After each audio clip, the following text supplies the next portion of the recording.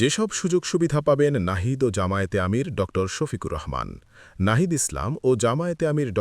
শফিকুর রহমান প্রত্যেকে একজন পূর্ণ মন্ত্রী হিসাবে মাসিক ১,০৫,০০০ টাকা বেতন পাবেন। তাদের এই বেতনের ওপর কোনো কর প্রযোজ্য হবে না। এছাড়া মাসিক বেতনের বাইরে মন্ত্রী পদমর্যাদার ভিত্তিতে তারা দৈনিক ভাতা বাবদ ২,০০০ টাকা, নিয়ামক ভাতা বাবদ মাসিক ১০,০০০ টাকা, স্বেচ্ছাধীন তহবিল হিসাবে ১০ লাখ টাকা এবং মোবাইল ফোন কেনার জন্য ৭৫,০০০ টাকা পাবেন। সরকারি খরচে সার্বক্ষণিক একটি গাড়ি এবং ঢাকার বাইরে অফিসিয়াল ট্যুরের জন্য অতিরিক্ত একটি জিপ গাড়ি পাবেন।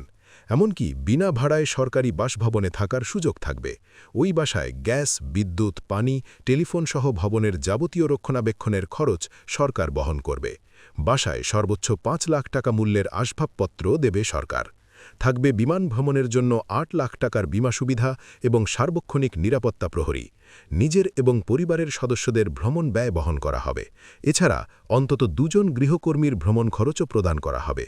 পূর্ণ মন্ত্রী পদমর্যাদা হিসাবে তারা পাবেন উপসচিব পদমর্যাদার একজন একান্ত সচিব, সহকারী সচিব পদমর্যাদার একজন সহকারী একান্ত সচিব এবং ক্যাডারের বাইরে থেকে আরও একজন সহকারী একান্ত সচিব রাখার সুযোগ। এছাড়া জাতীয় বেতন স্কেলের ১০ম গ্রেডের ২ জন কর্মকর্তা, একজন জমাদার, একজন আরদালি, ২ জন এমএলএসএস এবং একজন পাঁচক বা পিয়ন নিয়োগের সুবিধা থাকবে। জাতীয় নির্বাচনের পর জামায়াতে ইসলামী তাদের আমির ড. শফিকুর রহমানকে বিরোধী দলীয় নেতা মনোনীত করায় এবং নাহিদ ইসলাম বিরোধী দলীয় চিফ হুইপ হওয়ায় দেশের সংবিধান অনুযায়ী বিরোধী দলীয় নেতা এবং বিরোধী দলীয় চিফ হুইপ একজন পূর্ণ মন্ত্রীর পদমর্যাদা পাবেন।